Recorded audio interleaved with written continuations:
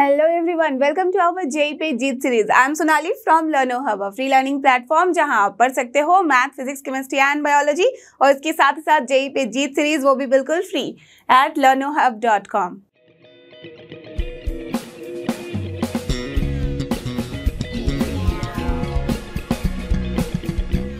तो चलो एवरीवन, हो जाओ तैयार। आज हम करने वाले हैं JEE सीरीज में मैथ्स के अंदर कॉम्प्लेक्स नंबर्स के कॉन्सेप्ट ऑन 7। तो आपने देखा है कि काफी कुछ हमने कर लिया है। अब ऑलमोस्ट हमने बहुत तरह के क्वेश्चंस देख लिए हैं कॉम्प्लेक्स नंबर्स के और समझ में भी आ गया कि कैसे सॉल्व करना है। बट अभी भी जो काफी कुछ इंपॉर्टेंट है और उसका जो बेस है वो आता है आपके कोऑर्डिनेट ज्योमेट्री से, साथ ही साथ वेक्टर से। तो आज हम लोग वही डिस्कस करने वाले हैं, ज्योमेट्री ऑफ कॉम्प्लेक्स नंबर्स। और आप देखोगे कि कैसे यहाँ से आप विजुलाइज कर पाओगे कि कैसा अपना कॉम्प्लेक्स नंबर है और उसके साथ किसकी सिमिलैरिटी है, और उसके साथ ही आप इस तरह के सारे क्वेश्चन सॉल्व कर पाओगे। और आज का जो मेन टॉपिक है वो है अपना रोटेशन थ्योरम, जिसको अच्छे से देखेंगे, समझेंगे और बहुत सारे क्वेश्चन सॉल्व करेंगे। तो बिना टाइम वेस्ट किए, yes, get ready with your pen and paper so that we can start together.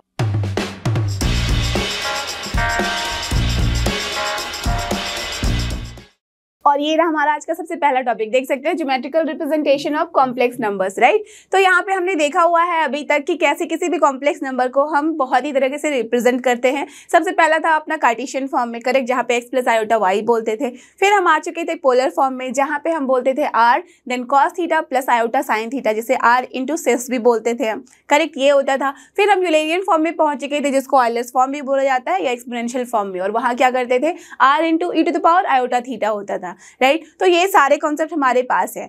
अब हम जो करने वाले हैं, जो ये ज्योमेट्रिकल रिप्रेजेंटेशन है, इसकी ज्योमेट्री को हम यूज करके इसका देखेंगे कि एप्लीकेशन क्या क्या होता है। ओके, तो यहाँ पे जो पहला एप्लीकेशन है, यहाँ है हमारे पास एडिशन, राइट। तो आप बोलोगे एडिशन तो हमने ऑलरेडी कर लिया है, करेक्ट, एडिशन कर लिया था। हमें पता था Z1 को क्या, अगर हमारे पास दो कोई कॉम्प्लेक्स नंबर है Z1 and Z2, just assume like here कि ये A जो पॉइंट है, ठीक है, ये तो कोई पॉइंट है ना, लेट अस अज्यूम इसका कोऑर्डिनेट है Z1 और ये जो B पॉइंट है इसका कोऑर्डिनेट है Z2। तो हमने देखा था कि अगर हमारे पास दो कोई कॉम्प्लेक्स नंबर होते थे, ऐड करना होता तो सिंपल तरीके से हम क्या करते थे, Z1 प्लस Z2, है ना, और हमारे पास रिजल्ट मिल जाता था एक तीसरा कॉम्प्लेक्स नंबर, करेक्ट, यही होता था, है ना। बट इसका जो ज्योमेट्रिकल रिप्रेजेंटेशन है, किस तरह से हम इसे सोचते हैं, किस तरह से देखते हैं on the Argand plane, right, किस तरह से विजुलाइज करते हैं, वो मैं यहाँ आपको बताने वाली हूँ। क्लियर? तो दिमाग में बस एक चीज बिठा लो कि जो अपना कॉम्प्लेक्स नंबर है ऑन द आर्गन प्लेन, ये सिमिलर बिहेव करता है एज एनी वेक्टर। ओके, समझ में आई बात? दैट मीन्स जब भी हम बात करते हैं किसी कॉम्प्लेक्स नंबर की, तो उसका कोई पोजीशन होता है, राइट, एक पॉइंट के थ्रू में से दिखाते हैं, बट एक्चुअल में वो पॉइंट क्या होता है, एक्स एक्सिस में एक्स डिस्टेंस और वाई एक्सिस में y distance. But the difference is what here कि अपना एक्स और वाई एक्सिस जो है रियल एंड इमेजिनरी एक्सिस है, करेक्ट, यही होता है ना। तो सेम तरीके से अगर किसी पॉइंट को हम दिखाते थे on the normal Cartesian form, तो क्या होता था, उसी तरह से हम दिखाते थे। अगर ये कोई पॉइंट होता था हमारे पास, लेट अस अज्यूम यहाँ पे मैं P पॉइंट रख रही हूँ, करेक्ट, तो ये क्या होता था, x, y से हम डिनोट करते थे, है ना। जब x, y से डिनोट करते थे, इसका मतलब this is your x and this is your y, है ना, और ये हमारे पास पॉइंट होता था। तो ये जो ऑरिजिन होता है, वहां से जिस पॉइंट तक हम चलते थे, इनिशियल एंड टर्मिनल पॉइंट, ये सारा कॉन्सेप्ट आपको पता है ना। तो ये OP जो होता था, this is nothing but a vector, because vector का मतलब क्या है, उसमें मैग्नीट्यूड भी है, साथ ही साथ डायरेक्शन भी है, करेक्ट, यही मतलब है ना। अगर हम थोड़ा सा भी यहाँ चेंज कर देंगे इस पोजीशन को, एक्स वाई को अगर चेंज करके कहीं और रख देंगे, सपोज यहाँ उठा के रख देंगे, तब क्या हो जाएगा, तब ये जो पॉइंट है इनिशियल पॉइंट और टर्मिनल पॉइंट के बीच का मैग्नीट्यूड, साथ ही साथ डायरेक्शन भी चेंज होगा, करेक्ट, है ना। इसी तरह से चीजें होती थी। तो सेम तरीके से हमें यहाँ पे ये समझना है कि जो अपना कॉम्प्लेक्स नंबर है उसको एज अ वेक्टर देखा जा सकता है, ठीक है। और अगर इसको एज अ वेक्टर हम देख सकते हैं, तो सारा तरीका जो है, सारा जो उसके अंदर का काम होता है, वो बिल्कुल वैसा ही होगा जैसे वेक्टर में होता था। ओके, तो आप मुझे बताओ, अब अगर इसे रिप्रेजेंट किया है हमने, आपको पता है Z1 प्लस Z2 कर सकते हैं, और फिर जहां पे वो Z3 पॉइंट आएगा हम वहां डिनोट करके दिखा सकते हैं, करेक्ट, ये उल्टा तरीका हुआ। बट अगर मुझे पिक्चर से ही बताना है कि रिजल्ट क्या होगा, इमेज से ही बताना है, तो क्या करेंगे, वेक्टर लॉ लगाएंगे फॉर एडिशन। क्या होता था, correct, parallelogram law of vector addition. और उसमें हम क्या करते थे, जो भी अपने पास वेक्टर्स होते थे उनको ऐड करना होता था, तो उसमें से एक वेक्टर को उठा के दूसरे वेक्टर के ऊपर रख दिया जाता था as it is, do you remember that? और हम ऐसा क्यों करते थे? बिकॉज जो हम रियल लाइफ में लीड करते हैं या तो फिर हम जो भी अपने पढ़ाई में डील करते हैं जिस भी वेक्टर्स को, वो सारे वेक्टर्स जो होते हैं वो फ्री वेक्टर्स होते हैं। फ्री वेक्टर्स का मतलब ही यही है कि उसको आप कहीं भी उठा के रख सकते हो without changing it's correct magnitude and direction, है ना? यही काम करते थे। तो अगर मैं यहाँ पे OA प्लस OB करूँ तो हमारे पास Z1 प्लस Z2 आएगा, बिल्कुल आएगा ना, इसलिए लिखा है मैंने। अब OA प्लस OB करने के लिए हम क्या करते थे वेक्टर्स में, अगर इसको मैंने डायरेक्शन दिया हुआ है यहाँ, तो OA प्लस OB के लिए इस OB को एज अ फ्री वेक्टर समझ के इसे उठाऊंगी और यहाँ फिट कर दूंगी, राइट? एज अ फिक्स हो जाएगा। ना इसका डायरेक्शन चेंज किया है, ना ही इसका मैग्नीट्यूड चेंज किया है, करेक्ट? यही करते थे। अब जो हमारे पास वेक्टर मिला है, जो रिजल्टेंट वेक्टर होगा वो कहाँ होगा? इस जिस पॉइंट पे एंड कर रहा है, टर्मिनेट कर रहा है, उस पॉइंट को हम इनिशियल पॉइंट से क्या करते थे? मैच कर देते थे। आई नो स्ट्रेट लाइन बिल्कुल नहीं बना है, चलो फिर से एक अच्छा सा स्ट्रेट लाइन बनाती हूँ। Yes, now it is almost straight line, ठीक है? अभी भी स्ट्रेट लाइन नहीं है, okay, but you can understand और बना सकते हो, ठीक है ना? समझ गए? चलो क्लियर है। तो इसका मतलब अब जो हमारे पास ये पॉइंट आया है, ये पॉइंट कुछ नहीं बल्कि C पॉइंट है, लेट अस अज्यूम, और इसका कोऑर्डिनेट जो है वो क्या है? Z3 है। नाउ जैसे अपने पास C पॉइंट मिला है और Z3 मिल गया है यहाँ, और ये OC वेक्टर जो है वही है अपना रिजल्टेंट, दैट इज Z3। और ये कैसे आया? Parallelogram law of vector addition. अब देखो अगर यहाँ, तो अगर यहाँ से अब इसे मैच करो तो ये कुछ नहीं बल्कि OA का ही रिप्रेजेंटेशन है ना? यही होता था हमारे पास वेक्टर एडिशन में। तो बस उसी तरीके से हम यहाँ ऐड करते हैं किसी भी दो कॉम्प्लेक्स नंबर्स को, अज्यूमिंग इट एज कि ये क्या है अपने पास वेक्टर। तो समझ में आई बात? दैट मीन्स अब आप जो यहाँ रिजल्टेंट देखोगे, ये जो पॉइंट मिलेगा आपको, ये कुछ नहीं बल्कि Z3 का जो कोऑर्डिनेट मिला था वही होगा, ओके? तो wise versa you can find, अगर Z1 Z2 गिवन है, आप निकाल लो, Z3 प्लॉट कर लो, you will get like this only. अगर आपके पास सिर्फ ये पिक्चर है, then you have to take the resultant और फिर आपने जो पॉइंट निकाला वो होना चाहिए क्या? Z3। क्लियर? तो चलो, अगर एडिशन समझ गए हो तो आई एम श्योर आप सब्ट्रैक्शन भी समझ जाओगे। और ये देखो, ये हम आ चुके हैं अपने सब्ट्रैक्शन में। तो आप देख सकते हो यहाँ पे भी हमें वही कुछ करना है जैसा कि हमने पिछले वाले में किया था। हमारे पास दो यहाँ पे कॉम्प्लेक्स नंबर्स है, पॉइंट A से रिप्रेजेंट किया है, that means this is Z1, and B say that is this is Z2। तो कायदे से हमें करना क्या है? Z1 minus Z2, right? तो ये कुछ नहीं, कोई कॉम्प्लेक्स नंबर होगा Z3, उसे हम Z1 माइनस Z2 के फॉर्म में निकालेंगे। और ये तो आपको अच्छे से भली बात ही करना आता है। क्या करते थे? रियल जो उसके पार्ट होते थे उसको एक साथ हम लिखते थे, प्लस माइनस साइन जो भी होता था उसके साथ, और अपना जो इमेजिनरी पार्ट होता था उसको हम एक साथ लिखते थे, तभी हमारा कैलकुलेशन हो जाता था, है ना? तो कैलकुलेशन हमें पता है, ये सब हमने पहले की क्लासेस में कर लिया है।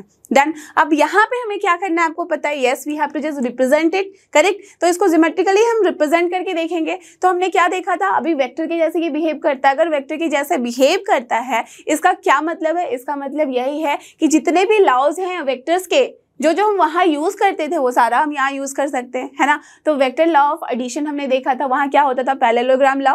तो वही तो यहाँ पे भी लगाएंगे for subtraction also, correct isn't it? तो दैट मीन्स यहाँ पे हमें चाहिए क्या कायदे से? Z1 माइनस Z2, इसका मतलब OA माइनस OB, है ना?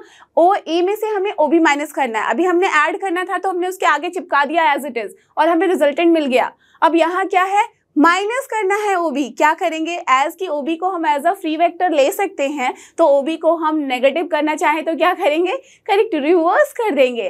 दैट मीन्स OB जो यहाँ पे अपने पास वेक्टर है, इसका हमें जस्ट ले लेना है रिवर्स में, विथ जस्ट डायरेक्शन को हम चेंज करेंगे, रिवर्स में मैग्नीट्यूड रहेगा as it is. That means OB को अगर मैं अब ऐसे रिप्रेजेंट कर दूं तो there will be no problem. इन दोनों का मैग्नीट्यूड जस्ट अज्यूम कर लो, मैंने मेजर करके तो नहीं किया है, एक जस्ट विजुअलाइजेशन से किया है। That means this and this angle में कोई डिफरेंस नहीं है, एक्स एक्सिस के साथ वाई एक्सिस के साथ ये भी उतना ही होना चाहिए, राइट? दैट मीन्स इसको जस्ट मैंने अपोजिट ड्रॉ कर दिया।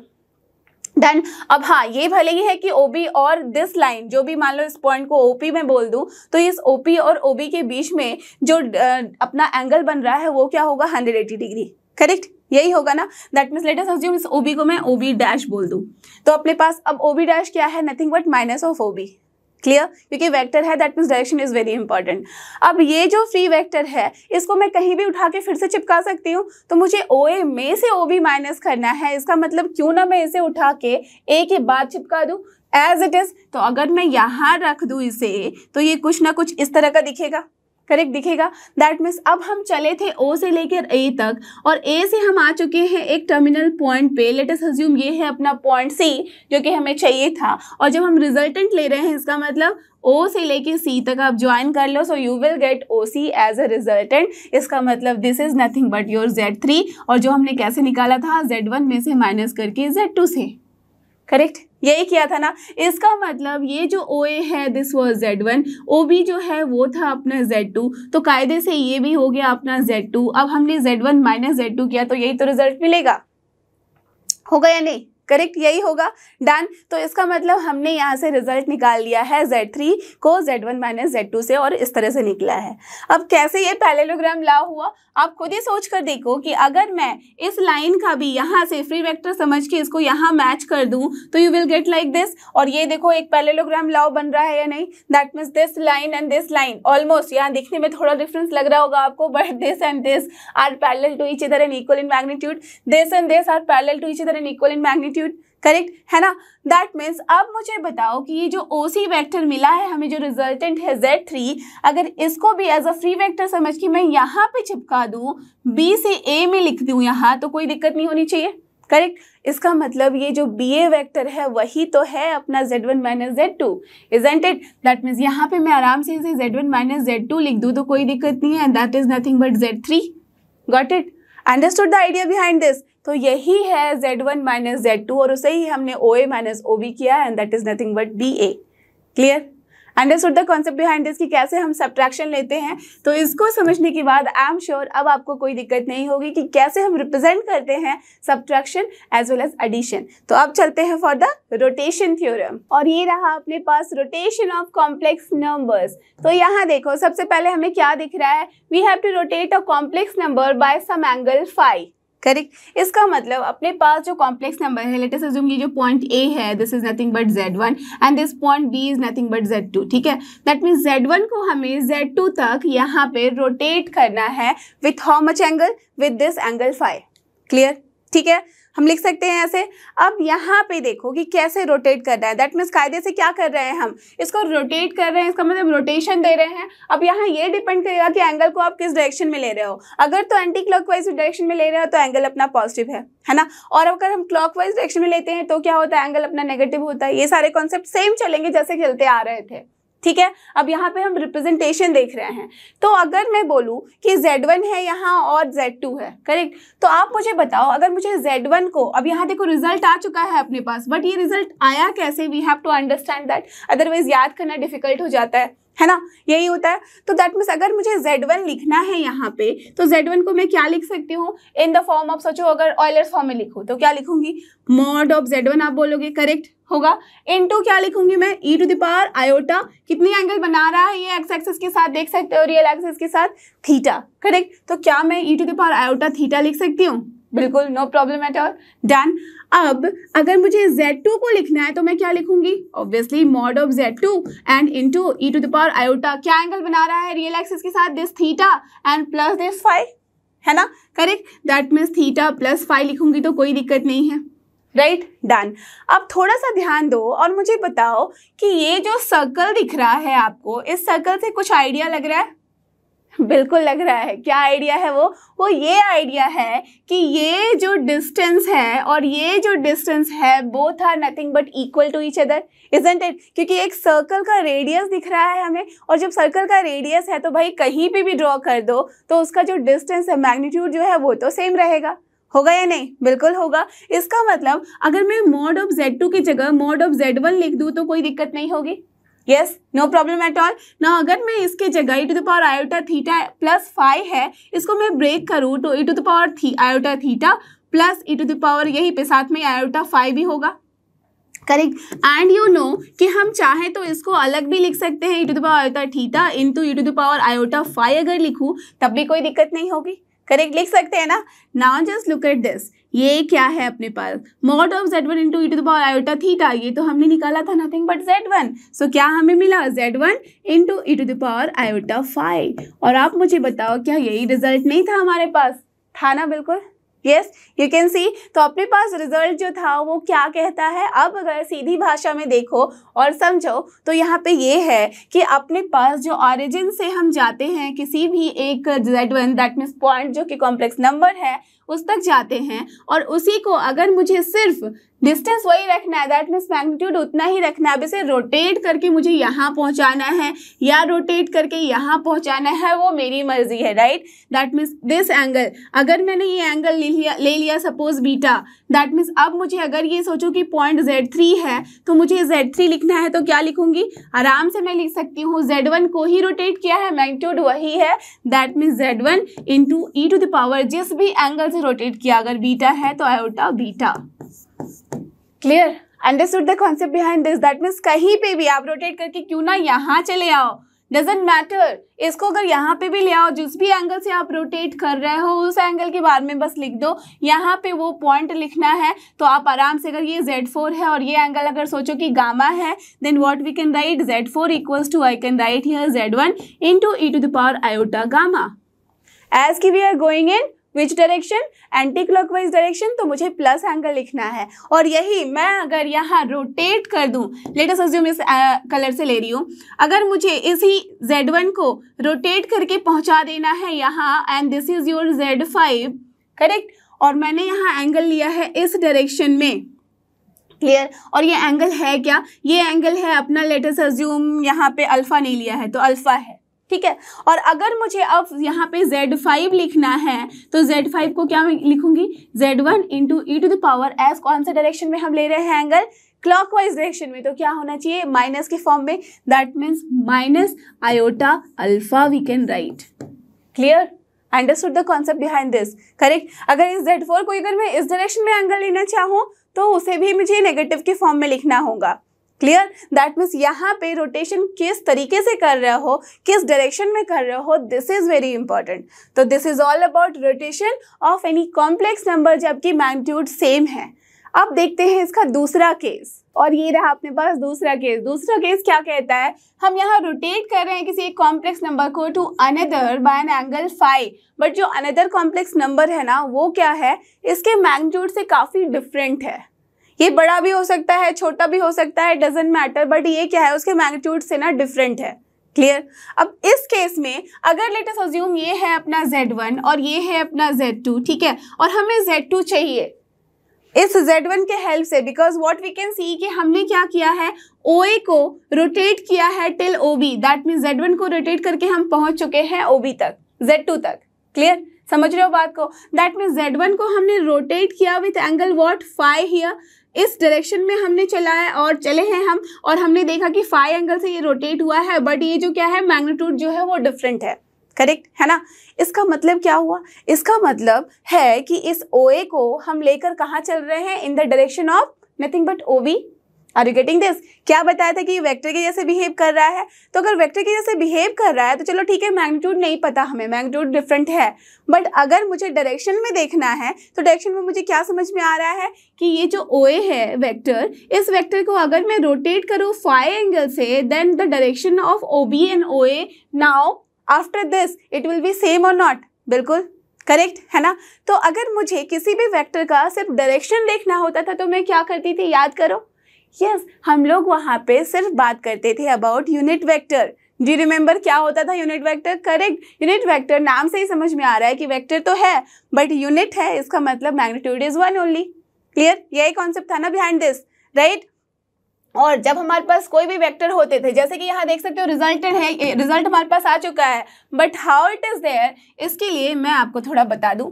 अब देखो, अगर लेट अस अज्यूम मुझे क्या करना है, OB की डायरेक्शन में OA को पहुंचाना है, ठीक है, कितना शिफ्ट करके, इस रोटेट करके फाई एंगल से, है ना। दैट मीन्स अगर OB का मुझे सिर्फ डायरेक्शन चाहिए तो मैं क्या करूंगी, OB वेक्टर जो है इसमें कुछ मैग्नीट्यूड भी है जो कि बिल्कुल डिफरेंट है, दैट मीन्स सिर्फ मुझे इसके यूनिट वेक्टर से काम करना होगा क्योंकि मुझे सिर्फ इसका डायरेक्शन चाहिए। तो अगर किसी भी वेक्टर की अलॉन्ग डायरेक्शन देखना है, इसका मतलब बेस्ट तरीका होता है कि unit vector along that vector ले लो, यही करते थे ना हम। और यहाँ पे OB वेक्टर का अगर मुझे यूनिट वेक्टर लेना है तो क्या करना होता था, that vector divide by magnitude of that vector, that means OB vector divide by क्या हो जाएगा, OB वेक्टर का मैग्नीट्यूड, करेक्ट, दैट मीन्स अब ये हो गया है यूनिट वेक्टर। अब इस यूनिट वेक्टर को हमें किसके साथ मैच कराना है, मैच कराना है विद दिस OA वेक्टर। अब ये जो OA वेक्टर है जो कि भाई अभी यहाँ पड़ा हुआ था, उस OA वेक्टर के भी अगर मैं बात कर लूँ यूनिट वेक्टर के बारे में, दैट मीन्स के डायरेक्शन के बारे में, ठीक है, तो उसका डायरेक्शन क्या हो जाएगा, ये OA वेक्टर होगा एंड डिवाइड बाय उसका भी magnitude, that means OA vector का मैग्नीट्यूड, है ना। तो ये अभी तक इक्वल नहीं हुआ है बिकॉज ये तो भाई इस डायरेक्शन में था और ये इस डायरेक्शन में है, तो इक्वल साइन मैंने लगा दिया है, इसका मतलब कुछ तो करना होगा जिससे ये इक्वल हो जाए। क्या करें, दैट मीन्स हमें ये शिफ्ट करना है कितने से, इस फाई एंगल से। और आपको पता है अगर मुझे शिफ्ट करना है तो आराम से अगर मैं e⁻i फाई लिखूँ तो कोई दिक्कत नहीं होगी, बिकॉज हमने अभी अभी देखा है कि किसी भी एक कॉम्प्लेक्स नंबर को जो कि एक वेक्टर के जैसे बिहेव करता है, शिफ्ट करना है टू अनदर वेक्टर के जगह पे विथ सम एंगल, तो हम क्या करते थे, e⁻i लिख देते थे, करेक्ट, बिकॉज वो अपने यूलेरियन फॉर्म में आराम से फिट हो जाता था, है ना। दैट मीन्स अब अगर मुझे OB vector upon OB vector का जो मैग्नीट्यूड है उसको लिखना है in the terms of complex number, तो मैं क्या लिखूंगी, इसके लिए Z2 divide by mod of Z2 and that will be equals to nothing but Z1 divided by mod of Z1 and then it is multiplied by e⁻i. Clear है, सबको बात समझ में आ गई है। यहाँ पे भी जो डायरेक्शन होता है एंगल का, this is very very important. अगर अपोजिट डायरेक्शन में जाओगे तो क्या होगा, माइनस साइन लगेगा, that means anti clockwise is for positive and clockwise is for negative, correct. ये सारे डायरेक्शन जो पहले से पढ़ते आए हो वही सब है यहाँ पे, only the difference is what कि हमें यहाँ विजुलाइज करना है। और यहाँ पे एज कि हम वेक्टर का यहाँ हेल्प ले रहे हैं, वेक्टर की तरह से हम समझ रहे हैं, तो वेक्टर के सारे कॉन्सेप्ट जो वहाँ यूज होते थे वी कैन आराम से यूज ओवर हियर। क्लियर, तो तभी हमने क्या किया, OB डायरेक्शन में लेके जाना था OA को, तो क्यों ना सिर्फ डायरेक्शन के बारे में बात करें, तो यूनिट वेक्टर ले लिया, यूनिट वेक्टर निकालना हमें आता है। अब इस वेक्टर को वहां पहुंचाना है तभी इक्वल होगा, तभी इक्वल होना है, इसका मतलब सिर्फ हम डायरेक्शन की बात कर रहे हैं, अभी तो मैग्नीट्यूड है ही नहीं यहाँ। अब ये जो डायरेक्शन है यहाँ पे, ये भी, ये जो देख रहे हो, ये जो पूरा का पूरा टर्म है, this is nothing but unit vector only and this is also unit vector. तो ये एक डायरेक्शन बता रहा है, ये भी एक डायरेक्शन बता रहा है, बट इस डायरेक्शन को हमने चेंज किया है, कैसे, विद दिस e⁻i से। क्लियर, तभी ये उस पोजीशन पे पहुंच चुका है। Done, clear, I am sure ये आपको एकदम अच्छे से समझ में आ चुका है कि कैसे हमारे पास रिजल्ट आता है, राइट। तो चलो इसके आगे देखें, और ये रहा हमारे पास shifting of origin in complex number, और वहीं से हमें मिलने वाला है डिस्टेंस फॉर्मूला, राइट। तो देखो यहाँ पे इसका मतलब क्या है, तो सबसे पहले आप पिक्चर को देखो और समझने की कोशिश करो, उसके बाद हम इस रिजल्ट पे जाएंगे, ठीक है। यहाँ देखो अपने पास रियल एक्सिस, इमेजिनरी एक्सिस, जो कि कायदे से होना चाहिए रियल वाला, वो ये है, रियल वाला इन द सेंस इमेजिनरी के साथ है, but this is the actual अपना रियल एंड इमेजिनरी एक्सिस, जहाँ पे हम ऑरिजिन से स्टार्ट करते थे 0 पॉइंट से, राइट। तो इस पॉइंट के हिसाब से अगर मैं इस पॉइंट को लोकेट करूँ, इस पॉइंट A को, तो मैं क्या मिल रहा है, अगर लेट अस अज्यूम ये Z1 है, ठीक है, Z1 है, दैट मीन्स अगर मुझे इसे लोकेट करना है तो मैं OA लिखूंगी। OA इक्वल्स टू मुझे क्या लिखना होगा यहाँ, कि OA का मतलब कुछ नहीं बल्कि है Z1, है ना। Z1 में तो हम लगाते नहीं है वेक्टर साइन, तो दिस इज ओनली Z1, ठीक है, डन, ओके। अब मुझे अगर ये दिख रहा है कि एक दूसरा पॉइंट है B, जो स्टार्ट कहाँ से हो रहा है, A से B तक, दैट मीन्स ये इस तरह से डायरेक्शन में है, कैसे भी वहां पे पहुंच गया है, दैट मीन्स कायदे से अगर मुझे B पॉइंट के बारे में सिर्फ सोचना है जो कि है Z2, तो मैं इसे अगर इस ऑरिजिन से देखना चाहूँ तो मुझे क्या दिखेगा, कुछ नहीं बल्कि OB दिखेगा, है ना। दैट मीन्स OB को मैं आराम से लिख सकती हूँ, this is nothing but Z2, correct होगा, बट हमें क्या चाहिए, ये जो पॉइंट B है उसे हमें विथ रिस्पेक्ट टू ऑरिजिन नहीं लेना है, रियल वाला जो अपना ऑरिजिन था उससे नहीं लेना है, हमने क्या किया है, शिफ्ट कर दिया है ऑरिजिन। इसका मतलब अब B का जो इनिशियल पॉइंट है वो ऑरिजिन ना हो के क्या है, अपना A है। समझ में आई बात कि क्या मतलब होता है shifting of origin. That means जब भी हम किसी पॉइंट को विजुलाइज करते हैं तो विथ रिस्पेक्ट टू किसके करते हैं, कहाँ से उसने स्टार्ट किया, कहाँ से वो इनिशिएट हुआ है, वो होता था इनिशियल पॉइंट अपना, करेक्ट। दैट मीन्स जनरली हम देख रहे थे कि अभी ऑरिजिन से हम स्टार्ट करते थे तो ऑरिजिन से होता था, वहाँ से हम उसका डिस्टेंस लेते थे, कंसिडर करते थे, यही होता था। अब हमने क्या किया है कि जो पॉइंट Z2 है उसको हमने as a initial point O से ना लेकर क्या किया है, A से लिया है। Got it. दैट मीन्स ए का खुद ही एक अपने पास जो कोऑर्डिनेट है वो z1 है, बी का z2 है, तो अब हमें ए भी चाहिए, तो कैसे करेंगे? यहाँ पे हम बस समझेंगे जो कॉन्सेप्ट हमने वेक्टर में देखा था कि पोजीशन वेक्टर नाम का कोई एक चीज होता था, याद है आपको, राइट? दैट मीन्स जब भी हम बात करते थे ए बी वेक्टर की तो हम क्या लिखते थे? This is nothing but O B vector minus O A vector लिखते थे या नहीं? याद करो, O B vector minus O A vector लिखते थे तो हमारे पास क्या आ जाता था? A B vector. और ये कैसे आता था? ऐसे हम या जो कि हमारे पास पैरेललोग्राम लॉ है उसी से हमारे पास आता था। अब उसके पीछे तो हमें जाना नहीं है, बस इतना हमें पता है कि याद कैसे रखते थे? ए बी है, दैट मीन्स बी लास्ट कर रहा है, बी की तरफ हम जा रहे हैं, एंड कर रहे हैं, इसलिए बी को पहले लिखते थे और उसमें माइनस करते थे ए को।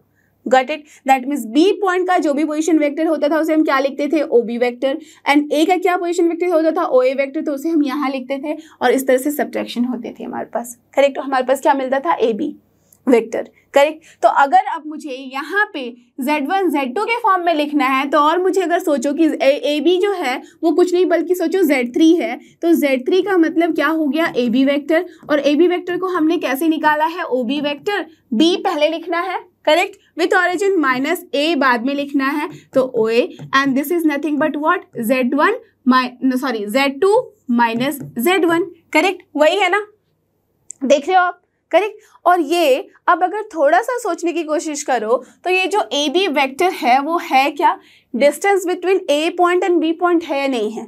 बिल्कुल है। और आपको याद करना है कि हमें जब डिस्टेंस के बारे में हम बात करते थे तो हमारे पास जो ए बी वेक्टर होता था उसके लिए हम क्या लिखते थे? Distance nothing but A B vector का मैग्नीट्यूड, यही होता था डिस्टेंस। इसका मतलब दिस इज टेलिंग अबाउट कि हमें z3 जो यहाँ पे कॉम्प्लेक्स नंबर है उसका मैग्नीट्यूड लेना है। इसका मतलब हमें z2 माइनस z1 जो वेक्टर अपने पास कॉम्प्लेक्स नंबर है उसका मैग्नीट्यूड लेना है। Are you getting this point? यही होता था ना। अब आप मुझे बताओ कि अगर मैं यहाँ पे लेट अस अज्यूम कि जो z1 है उसे मैंने x1 प्लस आयोटा y1 बोल दिया एंड z2 जो है उसे मैंने x2 प्लस आयोटा y2 बोल दिया, ठीक है? ऐसा कंसिडर कर लिया है। तो मुझे बताओ कि z3 की वैल्यू क्या हो जाएगी? आप आराम से बोल सकते हो z2 minus z1 that is x2 minus x1 and then plus iota y2 minus y1, यही होगा।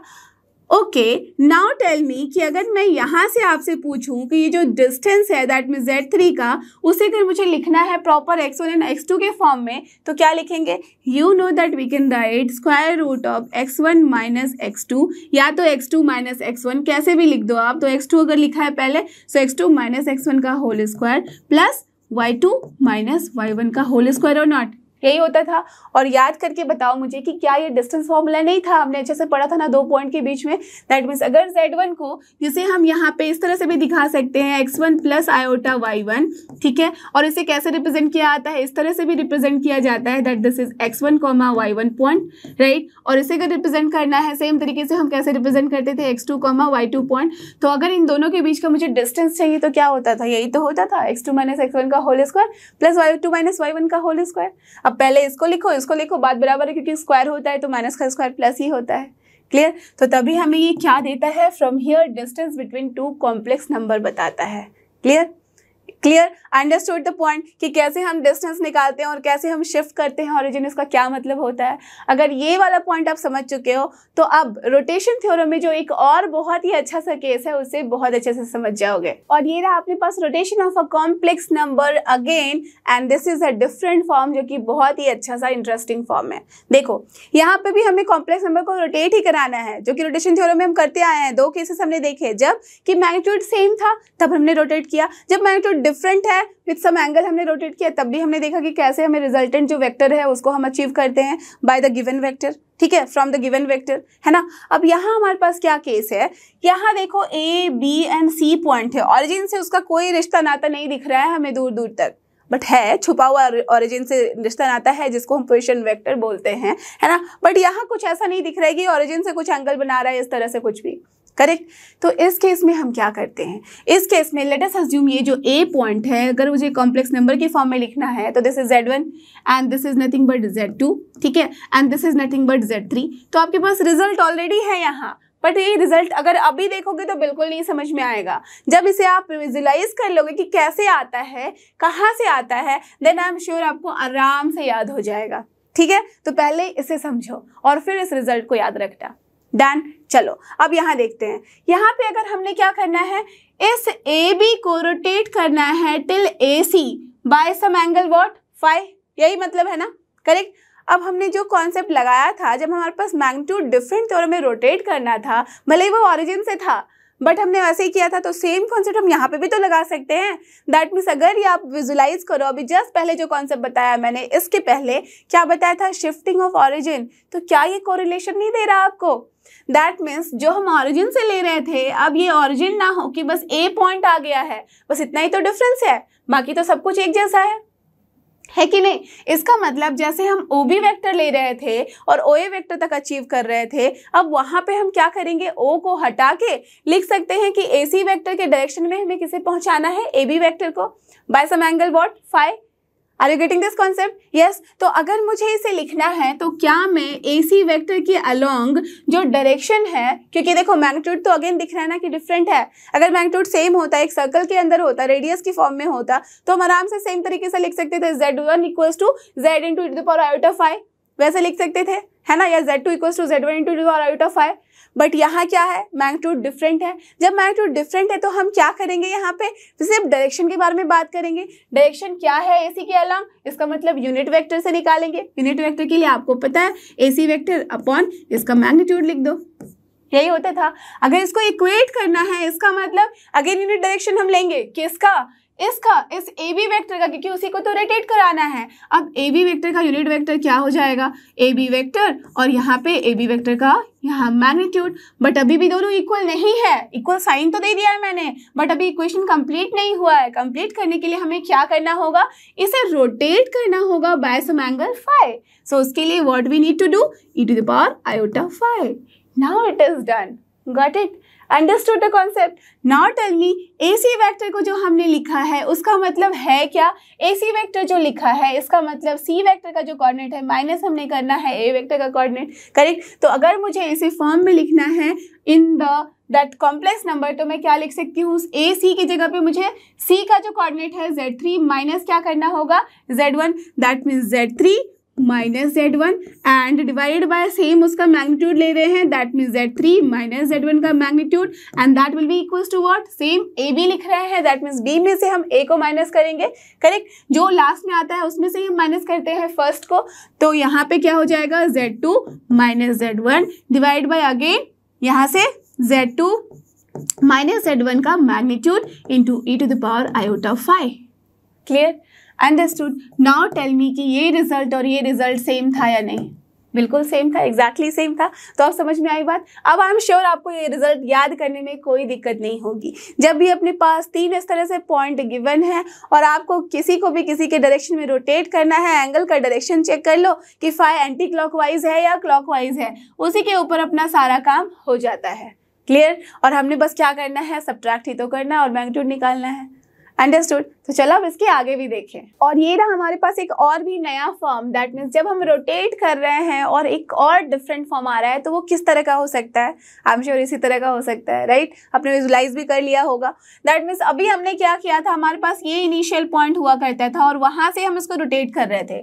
बट अब जो हमारे पास पिक्चर है वो कुछ इस तरीके का है कि अपना इनिशियल पॉइंट A है, टर्मिनेटिंग पॉइंट है B, ठीक है। अब A B को हमने रोटेट करना है इन द डायरेक्शन ऑफ CD, जो कि C कोई और पॉइंट है, D कोई और पॉइंट है, और ये जो एंगल हमें मिल रहा है बीच में कुछ इस तरीके से मिल रहा है, करेक्ट। और यहाँ ऑरिजिन से काफ़ी दूर है, तो इस केस में क्या करेंगे, सेम कॉन्सेप्ट को हम फॉलो कराएंगे। यहाँ पे भी शिफ्टिंग ऑफ ऑरिजिन का ही कॉन्सेप्ट रहेगा। और साथ ही साथ अब हम क्या करेंगे, दिख रहा है हमें कि हमें किसको रोटेट करना है। अगर लेट अस अज्यूम ये जो पॉइंट है अपना, ये mid point, late us assume अगर ये P होता, ठीक है, तो कायदे से PB को रोटेट करना है PD के डायरेक्शन में। बट ऐसा तो केस है नहीं हमारे पास, हमें किसको रोटेट करना है, इस पूरे AB को रोटेट करना है इन द डायरेक्शन ऑफ CD, यही करना है, राइट। तो इस AB को जो हमें CD के डायरेक्शन में रोटेट कराना है विद एंगल फाई, तो इसका मतलब हमें दिख रहा है कि मैग्नीट्यूड दोनों का ही डिफरेंट है। तो हमें क्या करना है, जो डिफरेंट मैग्नीट्यूड वाला कॉन्सेप्ट था सेकंड वाले केस में, उसी केस के थ्रू जाना होगा। इसका मतलब हमें यूनिट वेक्टर्स लेना है, किसके अलोंग, CD के अलोंग। तो क्या मैं यहाँ CD वेक्टर डिवाइड बाय इस CD वेक्टर का मैग्नीट्यूड लिख सकती हूँ, तो यूनिट डायरेक्शन हमें मिल गया यहाँ का, करेक्ट, यूनिट वेक्टर मिल गया इन दिस डायरेक्शन, CD के डायरेक्शन में, डन। अब इसको इक्वेट किसके साथ कराना है, CD के डायरेक्शन में हमें AB को लेके जाना है, तो AB का डायरेक्शन मैच करा देते हैं। तो AB के direction that means unit vector लेते हैं AB का, तो ये क्या हो जाएगा, कुछ इसी तरीके का होगा। अब अभी तक ये इक्वल नहीं हुआ है बिकॉज हमने क्या किया है, दोनों का डायरेक्शन अलग अलग है, उसको हमने इक्वेट कर दिया है। डायरेक्शन इक्वल करने के लिए क्या करना होगा, रोटेट, और रोटेट के लिए हम क्या करते हैं, e⁵ क्लियर है, फंडा समझ में आ गया। बस उसी कॉन्सेप्ट पे बेस होके ये आगे बढ़ता जाता है। और यहाँ से अगर अब मुझे CD को लिखना है तो क्या करूँगी, D माइनस C करूँगी, OD माइनस OC करते थे, यही करते थे ना हम वेक्टर के फॉर्म में, पोजीशन वेक्टर लेते थे, तो CD के लिए हमें OD माइनस OC करना होता था। तो यहाँ पे हम अगर मान लेते हैं A जो है वो Z1 है, B जो है वो Z2 है, C है अपना Z3, और अगर D जो है वो है अपना Z4, तो हमें क्या करना होगा, CD के लिए Z4 माइनस Z3 लिखना होगा, डन। तो Z4 माइनस Z3 लिख डाला, डिवाइड बाय क्या करना है, इसी का हमें मैग्नीट्यूड लेना है, तो Z4 माइनस Z3 कर दिया यहाँ पे भी, and that will be equal to what, AB। इसका मतलब B में से A को माइनस करना है, OB माइनस OA होता है, और OB का मतलब कौन सा वेक्टर है, यहाँ कौन सा कॉम्प्लेक्स नंबर है, Z2। तो can we write Z2 minus क्या हो जाएगा, OA का वेक्टर क्या है यहाँ पे, that means complex number Z1, तो Z2 माइनस Z1। अब इसी का हम क्या ले लेंगे यहाँ, मैग्नीट्यूड, एंड देन e⁵ यही होगा ना। और देखो यही तो रिजल्ट था हमारे पास। तो देख रहे हो, अगर डायरेक्टली सिर्फ रिजल्ट देखोगे और याद करने की कोशिश करोगे तो it will be little complicated, but अगर आपने समझ लिया है देन उसके बाद ये सुपर इजी है समझने में और याद रखने में। बस इतना फंडा याद रखना, मैग्नीट्यूड जब भी डिफरेंट हो रहा है तो हम सिर्फ डायरेक्शन कंसिडर करते हैं, और डायरेक्शन के लिए हम बात करते हैं about unit vector. Unit vector निकालना हमें पता है, जिस भी वेक्टर का यूनिट वेक्टर निकालना है तो हम क्या करते हैं, उस वेक्टर से डिवाइड कर देते हैं उसके मैग्नीट्यूड को, तो निकल जाता है यूनिट वेक्टर। तो डायरेक्शन में लेना है, जब इक्वेट कर रहे हैं इसका मतलब हमें रोटेट करना होगा, रोटेट तो जिस भी एंगल से रोटेट कर रहे हो e⁵ लगा दो, डन, काम खत्म। यस, तो चलो अब सारे रोटेशन थ्योरम को हमने देख लिया है डिफरेंट फॉर्म में। तो अब करते हैं एक बहुत ही अच्छा सा क्वेश्चन सॉल्व, और ये रहा अपना नेक्स्ट क्वेश्चन, देख सकते हैं question number 39 till question number 28 हमने कर लिए हैं लास्ट कॉन्सेप्ट एड-ऑन तक, दैट मीन्स कॉन्सेप्ट एड-ऑन 6 जो किए हैं उन सब तक हमने क्वेश्चन नंबर 28 तक सॉल्व कर लिए हैं। तो जिन बच्चों ने नहीं देखा है प्लीज गो एंड वॉच, और देखो कि सारे क्वेश्चन कितने इंपॉर्टेंट थे, उसी के हेल्प से हम बाकी के PYQs भी कर पाएंगे सॉल्व। ओके, तो चलो अब इस क्वेश्चन के बारे में थोड़ा सा नजर डालते हैं। तो देख सकते हो आया हुआ क्वेश्चन है IIT JEE में 2001 में।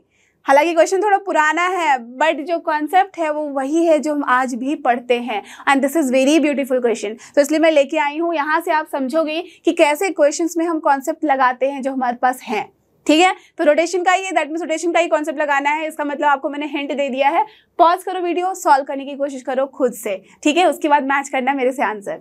क्या है अपने पास, the complex number Z1, Z2 and Z3 satisfying this relation are the vertices of the triangle.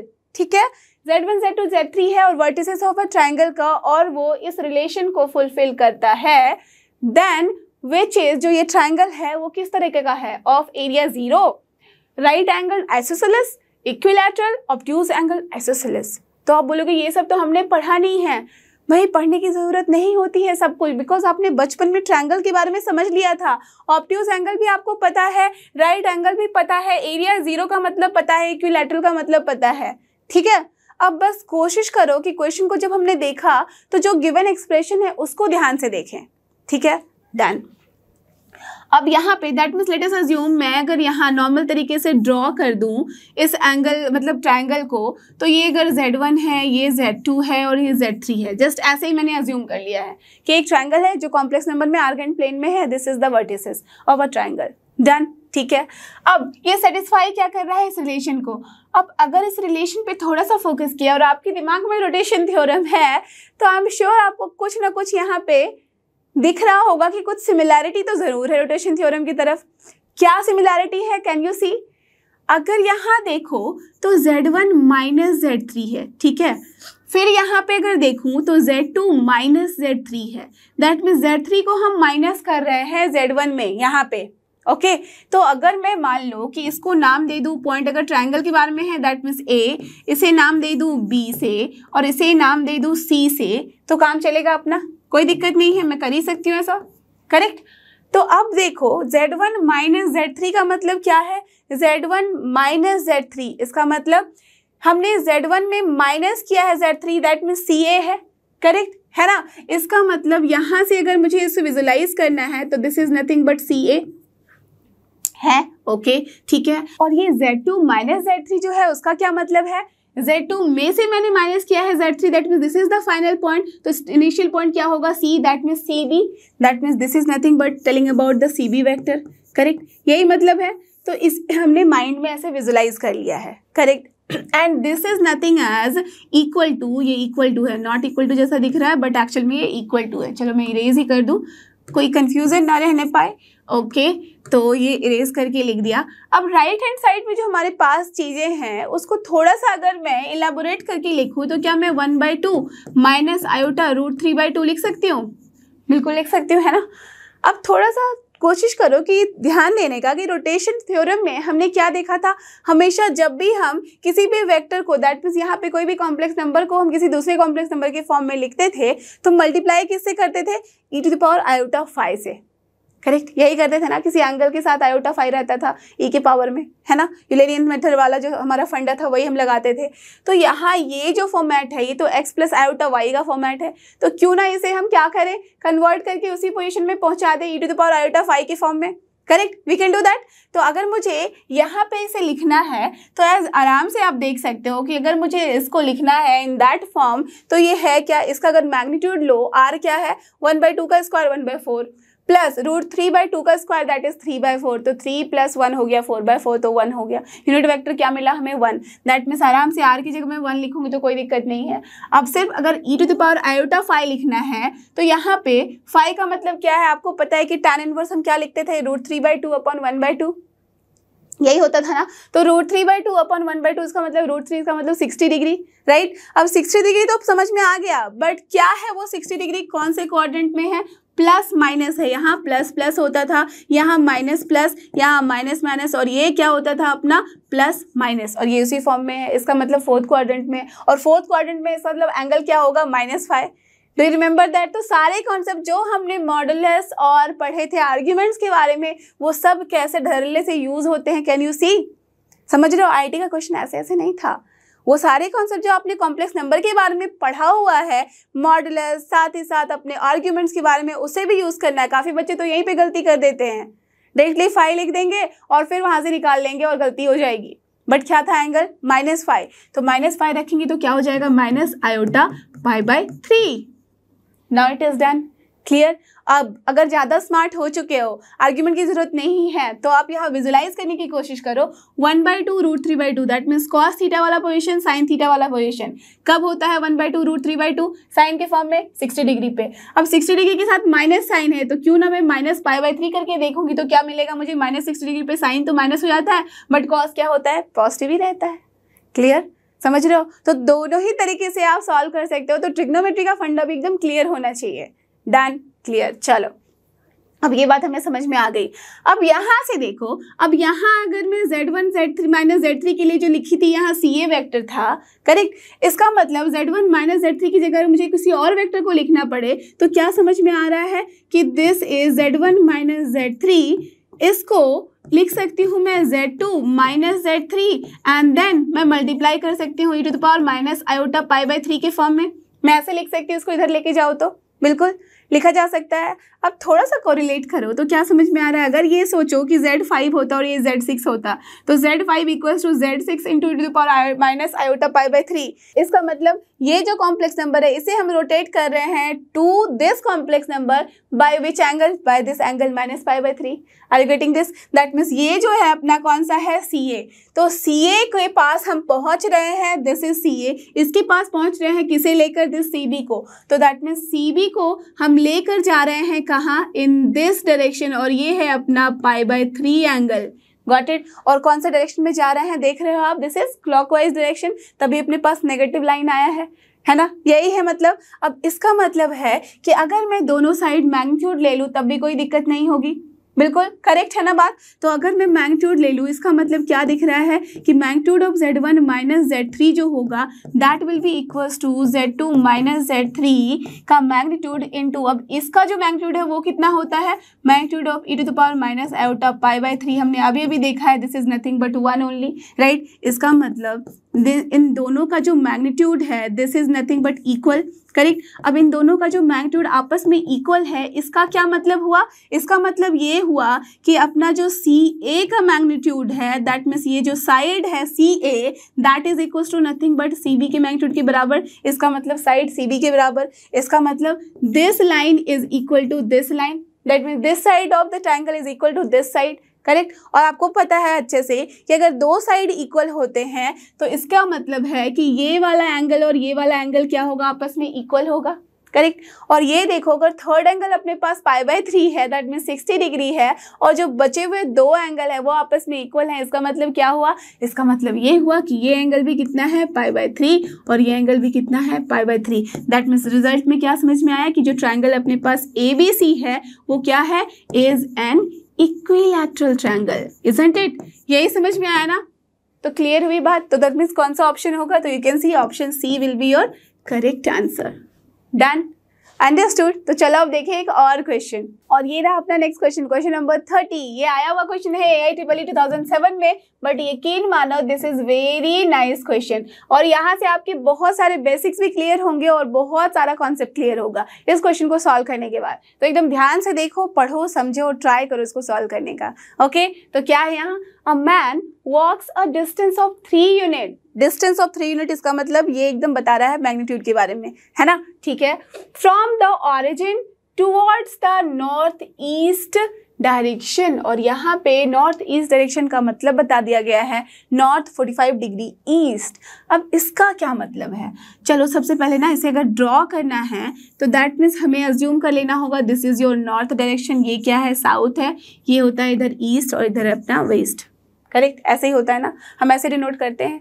अब क्या बोला गया, man walks a distance of 3 unit from the origin, that means origin ये है, 3 यूनिट जाना है तो that means this is origin, ठीक है। 3 यूनिट जाना है कहाँ, towards the north east direction, north east इसका मतलब यहाँ से कितनी एंगल लेनी है, 45 degree, that means it is going till point this one. तो लेट अस अज्यूम इस पॉइंट को मैं डिनोट कर देती हूँ A से, डन, चल सकता है। तो अगर A पॉइंट है इसका मतलब ये जो डिस्टेंस है दिस इज नथिंग बट 3, और ये जो एंगल यहाँ से यहाँ बन रही है this is nothing but 45 degree, यही मतलब है, करेक्ट। अब थोड़ा सा कुछ ये भी समझ में आ ही रहा होगा आपको कि अगर ये 45 डिग्री है तो ये वाला एंगल भी कितना हो जाएगा, 45 डिग्री, डन। तो जितना कुछ हमें दिख रहा है वो हम प्लॉट करके रख लेंगे, ओके फाइन।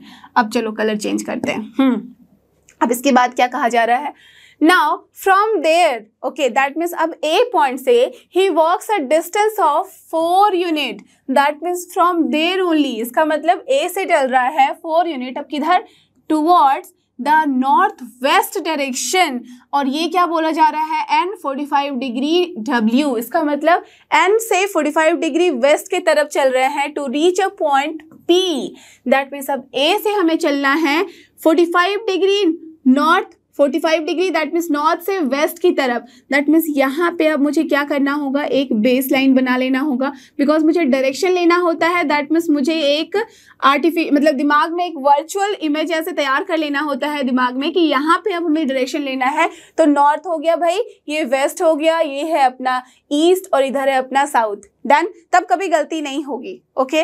अब यहाँ से क्या करना है, नॉर्थ वेस्ट डायरेक्शन में, इसका मतलब नॉर्थ तो ये था, वेस्ट डायरेक्शन इसका मतलब ये वाली एंगल हम ले रहे हैं, that means now we are moving from here to here some point जो कि यहाँ पे P बोला जा रहा है, और ये जो एंगल है this is nothing but 45 degree, correct, यही बोला जा रहा है ना, yes we can understand this one, done. तो ये जो P पॉइंट तक यहाँ से A से P तक चला है, इसका जो यूनिट है this is nothing but 4, only these things are given, done.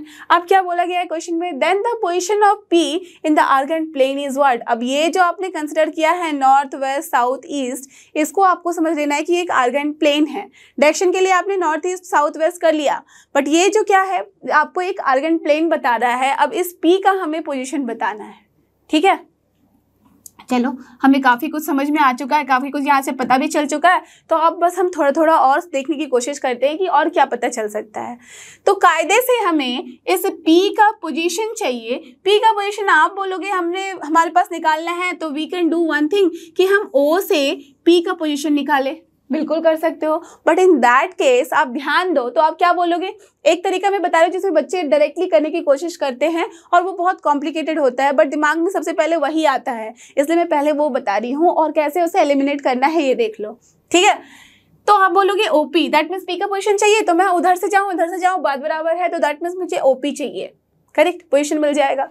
OP चाहिए, इसका मतलब अगर मैं OA को रोटेट कर दूं OP के डायरेक्शन में विथ दिस पर्टिकुलर एंगल तो निकल जाएगा।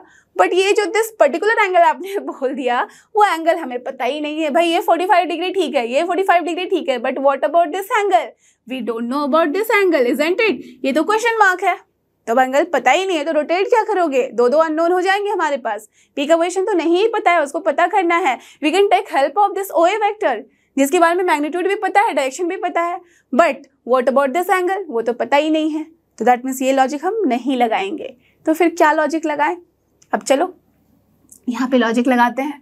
अब सोचो जरा कि ये जो आपको दिख रहा है, लेट अस अज्यूम अगर इस पॉइंट को मैं कंसिडर कर लूँ OA, अगर ये मैं यहाँ पे मान लूँ N, ठीक है, तो नॉट N तो यहाँ साउथ से लिया ना, तो B, ठीक है। अगर मैं OAB आपको ट्रायंगल दिख रहा है ना, एक वर्चुअल ट्रायंगल, वहाँ के बारे में अगर सोचो तो ये क्या है 45 डिग्री, इसका मतलब ये जो है 90 डिग्री है। अब ये 90 डिग्री तो ऑफकोर्स ये वाली एंगल कितनी हो जाएगी 45 डिग्री। ऐसे भी सोचो कि this is 45 degree, parallel line को अगर ये कर रहा है, लाइन अपना इस तरह से इंटरसेक्ट कर रहा है, इसका मतलब this angle and this will be what, alternate angle, correct. तो जो कॉन्सेप्ट हमने बचपन में भी पढ़ा ना उसे भी यूज करना है। तो दिस टू आर अपना ऑल्टरनेट एंगल, तो अगर ऑल्टरनेट एंगल है इसका मतलब this is also 45 degree, done. अब ये अगर 45 डिग्री इसका मतलब ये भी 45 डिग्री है, डन। अब ये 45 डिग्री प्लस 45 डिग्री कितना होता है 90 degree. So what you can see कि अपने OA और AP के बीच में कितना एंगल है 90 डिग्री। नाउ टेल मी, अगर मैं आपको बोलूं कि मुझे P का जो पोजीशन चाहिए वो क्यों ना मैं इस AO को मूव करा दूं 90 डिग्री से टिल दिस AP, तो क्या कोई दिक्कत होगी समझने में? नहीं, राइट। अगर मुझे पता है कि वेक्टर है भाई, डायरेक्शन उल्टा पुल्टा किया जा सकता है, तो क्यों ना मैं दिस AO को मूव करा दूं, दैट मीन्स रोटेट करा दूं in this clockwise direction with 90 degree to this line AP, तो कोई प्रॉब्लम नहीं। Yes, correct. So I am writing over here so that आप एकदम समझ जाओ, दिमाग में कभी भूलने ना दो इस बात को। सो P पोजीशन, ठीक है, that means position of P, okay, can be achieved, okay, by, कैसे? रोटेटिंग, किसको? रोटेटिंग दिस AO को, ठीक है, to AP by which one? by angle pi by 2 in clockwise direction। मैं ये भी ब्रैकेट में लिख देती हूँ, ठीक है, ओके, अंडरस्टूड द कॉन्सेप्ट। तो कैसे हम समझेंगे कि पोजीशन ऑफ P निकालना है, तो AO को हमने AP के डायरेक्शन में रोटेट करना है with angle what, pi by 2, and in which direction? Clockwise direction. तो we will go to this AP, right, यही करते थे। अब तो उसके बाद हमें सारा फंडा पता ही है, हम आराम से निकाल सकते हैं। तो अब उसके लिए सबसे ज़्यादा जो इम्पोर्टेंट है वो ये है कि OA के ऊपर ही सारी जिम्मेदारी है, इसी के हेल्प से हमें निकालना है। तो सबसे पहले तो OA का सारा फंडा क्लियर कर ले। अब इस OA का जो पॉइंट है, लेट अस अज्यूम इसको मैंने अगर Z1 बोला है, ठीक है, या तो अगर Z, यहाँ पे और तो कुछ है नहीं तो चलो Z मान लेते हैं। अगर ये अपना Z है तो Z को मैं क्या लिख सकती हूँ? आप देख सकते हो यहाँ पे डिस्टेंस गिवन है, दैट मीन्स R गिवन है, करेक्ट। डिस्टेंस गिवन है इसका मतलब R गिवन है, R गिवन है इसका मतलब 3 मैं डायरेक्टली लिख सकती हूँ in Euler's form, you know that, right, form. तो this is 3 into what we can do, 3 into e to the power iota theta होता है, तो 3 into e to the power iota pi by 4 लिख सकती हूँ, बिल्कुल no problem at all. That means A का हमें मिल गया है यहाँ पे कोऑर्डिनेट, दैट मीन्स उसकी जगह पे हमें कॉम्प्लेक्स नंबर मिल गया है OA के लिए 3 into e to the power iota pi by 4, correct. Done. तो ये हमें पता चल चुकी है। 90 डिग्री भी हमें पता है, इस AP का मैग्नीट्यूड भी हमें पता है। तो अब बस हमें क्या करना है, इक्वेशन में फटाफट से सारा कुछ रखना है और इस क्वेश्चन को सॉल्व कर लेना है। तो चलो इस क्वेश्चन को अब मजे से सॉल्व किया जाए। So now we know that rotation theorem के हिसाब से AP के डायरेक्शन में जाना है। किसको लेके भाई, AP के डायरेक्शन में मुझे लेके जाना है। दैट मीन्स सबसे पहले तो AP का यूनिट वेक्टर लिख लो, डन, ठीक है। इक्वल्स टू किसको लेके जाना है, इस AO को लेके जाना है। तो AO वेक्टर लिखेंगे डिवाइड बाय AO का हमने यहाँ पे यूनिट वेक्टर, यहाँ पे मैग्नीट्यूड ले लिया है, ठीक है। अब into e to the power clockwise direction में हम जा रहे हैं तो माइनस आयोटा पाई बाय 2 कर देना है। बस ये इक्वेशन था। अब इसमें सारी वैल्यू जो जो आपने निकाली हुई है उसको पुट कर दो। तो अभी तक हमारे पास जो अननोन है वो AP वेक्टर है, करेक्ट, ठीक है। अब late us assume P vector, जो यहाँ पे AP वेक्टर जो हमें निकालना है, इसका पोजीशन ही चाहिए हमें, है ना। इसका मतलब अगर मुझे इस AP वेक्टर के बारे में लिखना है और इसको अगर मैं लिख दूं दिस इज नथिंग बट, यहाँ पे Z लिखा है, अगर चलो अभी कहीं नाम तो नहीं दिया है तो चलो इसको Z1 अगर ले लें, ये अननोन है तो अच्छा होता है Z लिखना, ठीक है।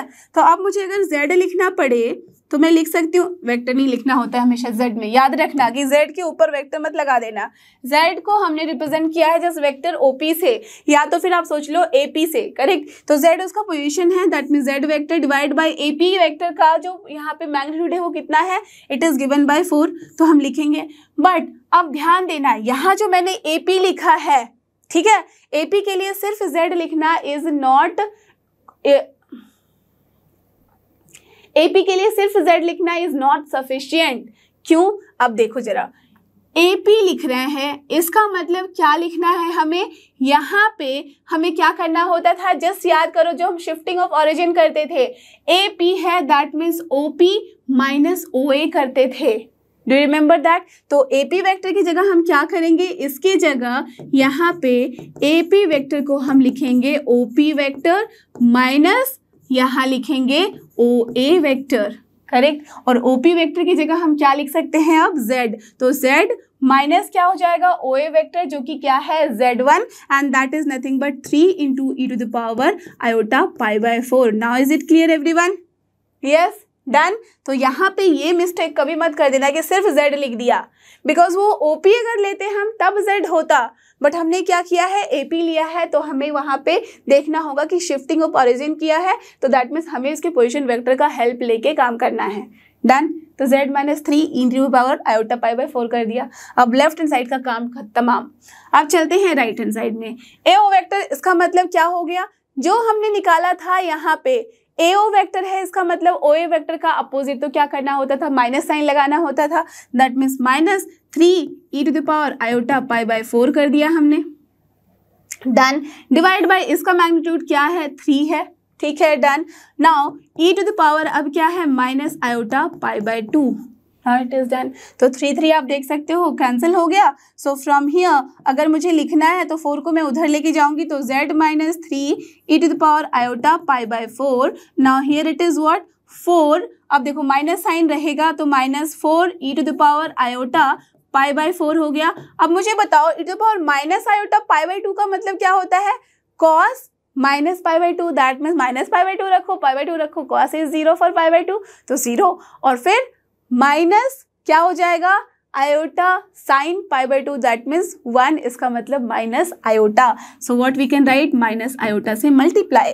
तो अब देखो इसकी वैल्यू कितनी हो जाएगी, माइनस माइनस प्लस, तो plus 4 iota e to the power iota pi by 4, correct. अब यहाँ देखो Z की वैल्यू हमें निकालनी है, इसका मतलब पोजीशन P का क्या है, Z ही है। सो फ्रॉम हियर अगर मुझे Z चाहिए तो इन सारे टर्म को मैं इधर लेके आऊंगी, दैट मीन्स माइनस 3 को इधर लेके आऊंगी, तो क्या हो जाएगा, 3 e to the power iota pi by 4 common दिख रहा है। So can I take e to the power iota pi by 4 common, so what you will get 3 plus 4 iota into e to the power iota pi by 4, and this will be the answer. Now just check कौन सा option है। So 3 plus 4 iota is here. So this option D will be your correct answer. Done?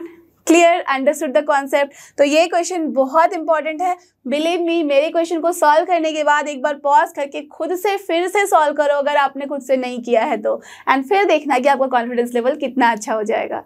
ठीक है, तो चलो अब इसके आगे देखते हैं। हमने एडिशन देखा, सब्ट्रैक्शन देखा, रोटेशन देखा, तो भाई डॉट एंड क्रॉस प्रोडक्ट को कैसे भूल सकते हैं, राइट। तो यहाँ पे जैसा कि हमें पता है कॉम्प्लेक्स नंबर बिहेव करता है एज अ वेक्टर, तो इसलिए यहाँ पे जो इसका मल्टीप्लिकेशन होता है वो दो तरीके से होता है, एक डॉट प्रोडक्ट के फॉर्म में और एक क्रॉस प्रोडक्ट के फॉर्म में, करेक्ट। तो जो कॉन्सेप्ट हम वहाँ लगाते थे वेक्टर्स के फॉर्म में, और डॉट में क्या होता था, अगर कोई भी वेक्टर होता था ए एंड बी, तो ए वेक्टर डॉट बी वेक्टर का क्या मतलब होता था, ए का मैग्नीट्यूड इंटू बी का मैग्नीट्यूड इंटू कॉस थीटा। तो सेम तरीके से देख लो यहाँ पे, अगर हमारे पास दो वेक्टर्स हैं, ए जिसका की कोऑर्डिनेट है यहाँ Z1 और बी वेक्टर जिसको हम दैट मीन्स OA वेक्टर और OB वेक्टर की जगह पे हम क्या दिखा रहे हैं, Z1 एंड Z2, और इन दोनों के बीच में अगर एंगल थीटा है तो हम क्या लिखेंगे, Z1 डॉट Z2 का मतलब हो जाएगा Z1 का magnitude that means complex number का इंटू Z2 कॉम्प्लेक्स नंबर का magnitude into cos theta, right. तो जब थीटा हमें पता है तब तो हम ऐसे निकाल सकते हैं, जब थीटा नहीं पता है तो डू यू रिमेंबर हमने जब मल्टीप्लाई किया था ट्रायंगल इनइक्वालिटी के फॉर्म में भी मैंने आपको बताया था कि हमारे पास जब हम यहाँ पे इसे लिखते हैं इस पूरे टर्म को, तो उसके लिए हमारे पास ये भी टर्म आता है that is real part of Z1 bar into Z2। या तो Z1 इंटू Z2 बार रियल पार्ट ले रहे हो तो या तो Z1 बार इंटू Z2 लिखो या Z1 इंटू Z2 बार लिखो, बात बराबर है, करेक्ट। अगर कंफ्यूजन है तो यहाँ Z1 को ले लो कुछ भी R cos theta in plus iota sine theta वाले फॉर्म में, ठीक है, और Z2 को भी ले लो आप, R1 लिख लो यहाँ, ये R2 के फॉर्म में, cos थीटा 1 ले लो अगर ये अपना cos थीटा 2 है, ठीक है, और ये है अपना थीटा 1 ही होगा, ये theta 2 plus iota sine theta 2, और सॉल्व करके देख लेना, I am sure you will get your answer. जो भी कंफ्यूजन है वो दूर हो जाएगी, मैंने सॉल्व करके दिखाया भी है आपको ऑलरेडी, ठीक है। तो यहाँ से इसका मतलब क्या होता है, this is nothing but real part of Z1 bar into Z2। अब यहाँ पे Z1 बार निकाल के देखना तो क्या हो जाएगा, माइनस मल्टीप्लाई करके चेक कर लेना, you will get same only, ठीक है। तो this is real part of Z1 bar into Z2 and that basically is equal to, याद रखना भी बहुत आसान है, दोनों ही रियल पार्ट को पहले मल्टीप्लाई करो, that means x1 into x2 plus y1 into y2 and this is done. So this is nothing but your dot product, clear. तो अगर थीटा गिवन है डायरेक्टली ये यूज कर लो, ठीक है। अगर थीटा गिवन नहीं है, एक्स वाई के फॉर्म में है, तो यहाँ x1 x2 plus y1 y2 कर लो, you will get dot product, done, clear. चलो अब मैं बात करती हूँ क्रॉस प्रोडक्ट की। तो जैसे वहाँ पे क्रॉस प्रोडक्ट में क्या किया जाता था, क्रॉस प्रोडक्ट में हमारे पास साइन थीटा आता था, तो वैसे ही यहाँ mod of Z1 into Z2 then into sine theta, जहाँ थीटा क्या है, दोनों के बीच का एंगल। अब इसके लिए हम क्या लिखते हैं, इमेजिनरी पार्ट।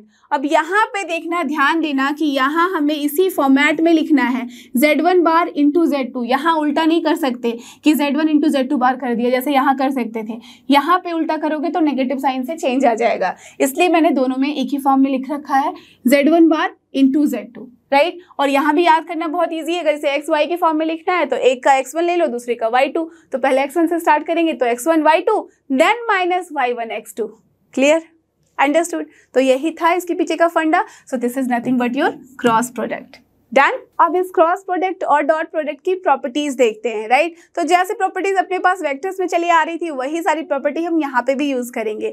तो जब भी हमारे पास दो कोई कॉम्प्लेक्स नंबर है Z1 Z2, just like vectors, जब वेक्टर्स परपेंडिकुलर होते थे तो क्या होता था, उनका डॉट प्रोडक्ट 0। तो यहाँ पे जब भी अपने कॉम्प्लेक्स नंबर जो है Z1 Z2 they are perpendicular to each other, तो इसका मतलब उन दोनों का जो डॉट प्रोडक्ट होगा वो क्या होगा, 0। Very simple, right. सिमिलरली जैसे कि दो वेक्टर्स पैरेलल होते थे तो क्या होता था, उन दोनों के बीच में हमारे पास क्या दिखता था कि उसका क्रॉस प्रोडक्ट 0 हो जाता है, बिकॉज साइन थीटा क्या हो जाएगा, 180 पे 0 होता है, राइट। तो सिमिलरली यहाँ पे भी अगर दो कॉम्प्लेक्स नंबर अपने क्या है, पैरेलल है, तो हम क्या बोलते हैं, उनका cross product will be nothing but 0, done, ठीक है। अब याद करो प्रोजेक्शन, किसी भी वेक्टर का अगर हमें किसी और के वेक्टर के ऊपर प्रोजेक्शन निकालना होता था तो हम क्या करते थे, दोनों का डॉट प्रोडक्ट निकालते थे और जिसके ऊपर प्रोजेक्शन लेना है उसका हम मैग्नीट्यूड लिखते थे, उसे डिवाइड करते थे, ठीक है। तो सिमिलरली अगर हमें प्रोजेक्शन ऑफ Z1 चाहिए ऑन Z2, ध्यान रखना ऑन क्या है, Z2, तो Z2 आएगा डिनोमिनेटर में इसके मैग्नीट्यूड के साथ, तो Z1 डॉट Z2 किया divide by mod of Z2। अब यही अगर उल्टा कर दिया, प्रोजेक्शन ऑफ हमें Z2 चाहिए ऑन Z1, तो क्या होगा, Z1 का मैग्नीट्यूड आएगा नीचे डिनोमिनेटर में और Z1 डॉट Z2 रहेगा एज इट इज ऊपर न्यूमरेटर में, डन। तो इजी है, याद करना भी बहुत आसान है। तो अब देखो कुछ और बहुत ही इंपॉर्टेंट प्रॉपर्टी, और ये काफ़ी जगह पे यूज़ होती हैं, इसे हम क्वेश्चन भी सॉल्व कर सकते हैं, ठीक है। तो यहाँ क्या है, सबसे पहले area of a triangle with two sides Z1 and Z2। आप मुझे बताओ, जब हम वहाँ पे वेक्टर के फॉर्म में बात करते थे, ठीक है, तो वेक्टर में हमारे पास लेट अस अज्यूम ये A B C ऐसे होता था, और कुछ भी डायरेक्शन दे दो, B C डायरेक्शन दिया, C A दिया, तो ये ऑब्वियसली रिजल्टेंट होगा, तो यहाँ पे B A हो जाएगा, इस तरह से होगा। तो अगर हमें ये ट्रायंगल पता होता था और इसका हमें एरिया बताना होता था, तो हम क्या बोलते थे, हाफ इंटू कोई भी एडजेसेंट साइड का हम क्या लेते थे, क्रॉस प्रोडक्ट, और उसका लेते थे मैग्नीट्यूड। तो सेम यहाँ पे करेंगे, अगर अपने पास जो कॉम्प्लेक्स नंबर्स हैं उसके साइड्स गिवन है, तो Z1 लेट अस अज्यूम ये अगर Z1 है, ये अगर Z2 है, तो हम क्या लिखते हैं, it is half into Z1 cross Z2 के का, दैट मीन्स उन दोनों का Z1 एंड Z2 का क्रॉस प्रोडक्ट, और इस पूरे का लेते हैं मैग्नीट्यूड, राइट। तो सेम कॉन्सेप्ट जो हम यूज करते थे वेक्टर्स में, वही यहाँ पे यूज कर रहे हैं। डन। अब जब हम पैरेललोग्राम के एरिया के बारे में बात कर रहे हैं, तो क्या होता था, हाफ हटा देते थे, बस Z1 क्रॉस Z2 हो जाएगा। सेम तरीके से यहाँ देख सकते हो, यस, सो डन। नाउ जब ये Z1 Z2 साइड ना होके क्या हो जाए, पैरेललोग्राम के डायगोनल्स हो जाए। देख लो, हमें एरिया ऑफ पैरेललोग्राम चाहिए विथ डायगोनल्स, और डायगोनल्स है यहाँ पे Z1 एंड Z2। तब क्या करते हैं, सेम कॉन्सेप्ट, डायगोनल है दैट मीन्स ऑफ कोर्स हम क्या करेंगे, half into Z1 cross Z2, so that is here. Done. तो ये सारे फॉर्मूले जो हैं दीज आर वेरी इंपॉर्टेंट। तो प्रॉपर्टीज हम डायरेक्ट यूज कर सकते हैं इसे, और क्वेश्चंस में लगा सकते हैं, ठीक है। और ये रहा अपना नेक्स्ट क्वेश्चन, देख सकते हो क्वेश्चन नंबर 31, ये आया हुआ है IIT JEE में 1986 में, राइट। तो ये बहुत ही अच्छा सा क्वेश्चन है, ध्यान से देखो और क्वेश्चन को सॉल्व करने की कोशिश करो। The area of the triangle, that means area चाहिए हमें ट्रायंगल का, on the Argand plane fine formed by the complex numbers ZIZ and Z plus IZ is। इसका मतलब यहाँ कॉम्प्लेक्स नंबर्स के हेल्प से एक ट्रायंगल बना है। तो चलो मैं ऐसे ही अज्यूम कर लेती हूँ, कुछ भी नाम दे देती हूँ, late us assume this is the triangle, ये है अपना A B और C, और यहाँ पे मैं चलो ये ऐसे डायरेक्शन दे देती हूँ। तो अब यहाँ पे जो दिख रहा है कॉम्प्लेक्स नंबर्स क्या है, ZIZ and Z plus IZ। अब जब मैंने डायरेक्शन दे दिया है, तो लेट अस अज्यूम ये Z है, तो ऑफ कोर्स ये क्या हो जाएगा IZ, तभी हमें जो रिजल्टेंट है वो क्या मिल रहा है, Z plus IZ। Are you getting this? IT का क्वेश्चन है, तो थोड़ा तो आपके कॉन्सेप्ट को चेक किया जाएगा। ये अगर कुछ भी आप बना दोगे ना डायरेक्शन देके, देन यहाँ पे रॉन्ग हो जाएगा। समझ रहे हो बात को? Z था, IZ था, इन दोनों का एडिशन आपको पता है, आपको देता है रिजल्टेंट वेक्टर। वेक्टर के फॉर्म में अगर देखें तो Z प्लस IZ होगा, और देखो ये उसी तरीके से आ रहा है ना, आ रहा है बिल्कुल। अब हमें इस ट्रायंगल का एरिया चाहिए। आपको अच्छे से पता है कि ट्रायंगल का area that means half into adjacent sides का कोई भी जो होगा, उन दोनों का हमें क्रॉस प्रोडक्ट ले लेना है ना। अब क्रॉस प्रोडक्ट में एक बात तो ध्यान में देनी होगी आपको, और हमें यहाँ एक्स वाई के फॉर्म में पता नहीं है, एंगल के फॉर्म में भी हमें नहीं पता है। तो जब तक या तो एक्स वाई पता होनी चाहिए, या तो हमें एंगल पता होनी चाहिए, नहीं तो हम फिर क्रॉस प्रोडक्ट कैसे निकालेंगे, है ना। किसने कहा कि एंगल नहीं पता है? हमारे पास अगर z है और IZ के फॉर्म में गिवन है, तो कुछ कोरिलेशन दिख रहा है यहाँ। दैट मीन्स अगर मैं यहाँ पे आपको बोलूँ कि IZ और Z के बीच में क्या रिलेशन दिख रहा है, that means can I write Z into I, no problem, and can I write Z into, अब I को मैं अगर यूलेरियन फॉर्म में देखना चाहूँ, e to the power I phi के, दैट मीन्स आयोटा फाई के फॉर्म में देखना चाहूँ, तो क्या देख सकती हूँ, बिल्कुल e टू द पावर मुझे क्या लिखना होगा, टेल मी, सिर्फ आयोटा है, इसका मतलब साइन वाला टर्म है। कॉस वाला टर्म जीरो कब होगा, जब π/2 होगा, that means iota π/2। Can you see this?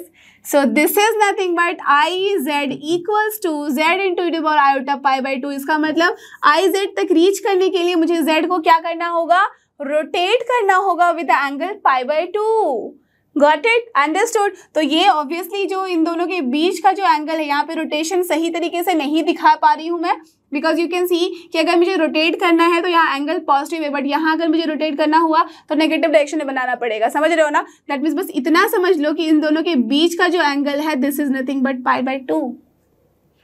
Clear है? ये बात अच्छे से समझ में आ गई। डन। इसका मतलब अब अगर मुझे इसे बनाना है तो मैं कुछ इस तरीके से बना सकती हूँ, this is your Z and then this will be nothing your IZ, क्योंकि हमें एंगल इस डायरेक्शन में दिख रहा है, एंटी क्लॉकवाइज डायरेक्शन में, कि दिस इज π/2, और ये जो रिजल्टेंट होगा, ठीक है, यहाँ से हमने इनिशिएट किया और यहाँ पे आए, that means this will be nothing but Z plus iota Z। Correct, ये है अपना आयोटा जेड। अब इस तरीके से दिखना चाहिए, ठीक है। तो यहाँ पे हमें दिखने के ऊपर मतलब नहीं, क्योंकि उस पिक्चर पे हमें मार्क्स नहीं मिलने वाले हैं, हमें मार्क्स मिलने वाले हैं इसको सॉल्व करने के लिए। तो हमें ये आइडिया लग गया कि इन दोनों के बीच का एंगल क्या है, π/2। सो देयरफॉर जो एरिया होगा ऑफ दिस ट्राइंगल वो हम क्या लिख सकते हैं, हाफ, कोई भी adjacent side, that means of course जिसके बीच का एंगल पता है वही लूंगी मैं। तो this is Z cross iota Z. अब इसका मतलब आपको अच्छे से पता है, this can be written as mod of Z into mod of iota Z into e to the power क्या हो जाएगा, not e to the power, आप लिख सकते हो सिर्फ sine theta. So this is nothing but sine π/2, correct. अब sine π/2 आपको पता है 1 है, इसका मतलब बस ये क्या हो गया, मॉड जेड। आपको पता है कि जब हमारे पास कोई भी कॉम्प्लेक्स नंबर होते हैं मॉड को हम अलग से सेपरेट कर सकते हैं। तो this is mod of I into mod of Z. Now this is nothing but half, mod of I का वैल्यू कितना होता है, नथिंग बट 0 + 1 आयोटा है, वही है ना, स्क्वायर रूट अब क्या करोगे 1, तो 1 ही मिलेगा आपको, मॉडलेस है तो प्लस ही लेना है, that means nothing but mod Z का स्क्वायर। देख लो कौन सा ऑप्शन है जो कि करेक्ट है। So here option B is your correct answer. Clear, understood, done. तो देखा आपने कितना अच्छा सा क्वेश्चन था। तो चलो अब देखिए इसके अगला क्वेश्चन को।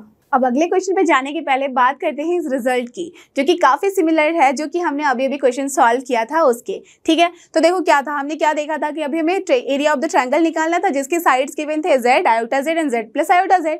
सिमिलर टू दैट अब हमें एरिया चाहिए ऑफ अ ट्रायंगल जिसके साइड्स जो है वो क्या है, जेड है, बट आयोटा जेड की जगह क्या है यहाँ, ओमेगा जेड, ठीक है।